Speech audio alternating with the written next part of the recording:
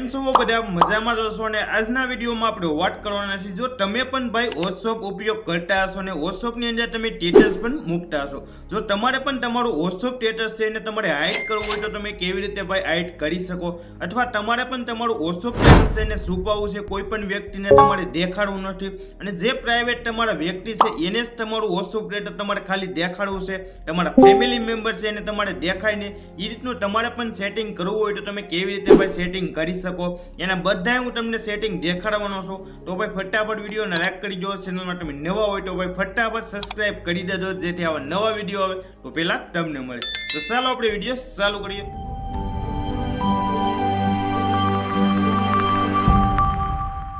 તો ચાલો આપણે વિડીયો ચાલુ કરીએ તો પહેલા જ ભાઈ વોટ્સઅપને હું ફટાફટ ઓપન કરી લઉં અને પછી તમને આગળના સેટિંગ શીખવાડું। વોટ્સઅપ ઓપન કર્યા બાદ સ્ટેટસ મૂક્યા પહેલાં જ તમારે આ સેટિંગ કરવાનું છે તો પહેલાં જ તમારે ઉપર 3 ડોટ ઉપર ક્લિક કરી દેવાનું। ક્લિક કર્યા બાદ અહીં સેટિંગનો ઓપ્શન તમને જોવા મળતો હશે એની પર તમે ક્લિક કરશો એટલે ડાયરેક્ટ ભાઈ વોટ્સઅપનું સેટિંગ ઓપન થઈ જશે। હવે તમારે ઉપર જ એક પ્રાઇવેટનો એક ઓપ્શન જોવા મળતો હશે એની ઉપર જ તમારે ક્લિક કરી દેવાનું।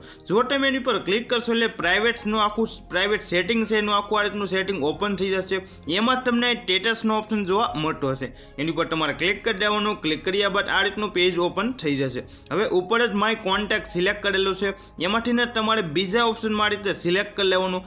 સિલેક્ટ કર્યા બાદ એની સામે તમને આ રીતનું એક ઓપ્શન જોવા મળે એની પર ક્લિક કરી દેવાનું। તમે એની પર ક્લિક કરશો એટલે તમારા મોબાઈલમાં જેટલા નંબર ભાઈ સેવ હશે એ બધા નંબર તમને અહીં જોવા મળશે।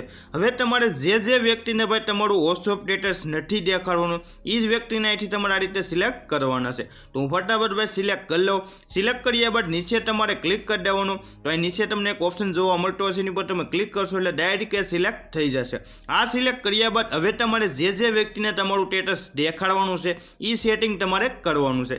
એ સેટિંગ કરવા માટે અહીં લખ્યું છે ભાઈ ઓનલી શેરનો એક ઓપ્શન જોવા મળે એની સામે એક ઓપ્શન જોવા મળે એની પર તમારે ક્લિક કરી દેવાનું। ક્લિક કર્યા બાદ તમારા નંબર પાછા બધા આવી જશે અહીંયા અને હવે તમારે જે વ્યક્તિને ભાઈ તમારું વોટ્સઅપ સ્ટેટસ દેખાડવાનું છે એ જ વ્યક્તિને અહીંથી તમારે આ રીતે સિલેક્ટ કરવાના છે તો હું ફટાફટ ભાઈ સિલેક્ટ કરી લઉં અને પછી તમને આગળની પ્રોસેસ દેખાડું। તો આ રીતે મેં એ વ્યક્તિને સિલેક્ટ કરી લીધા। સિલેક્ટ કર્યા બાદ હવે પાછું નીચે તમારે ક્લિક કરી દેવાનું। તમે નીચે ક્લિક કરશો એટલે આ સેટિંગ થઈ જશે। હવે તમારું સ્ટેટસ મૂકશો એટલે જે વ્યક્તિ તમે સિલેક્ટ કરેલા છે એની પાસે જ તમારું સ્ટેટસ જશે। વિડીયો જોવા માટે થેન્ક યુ।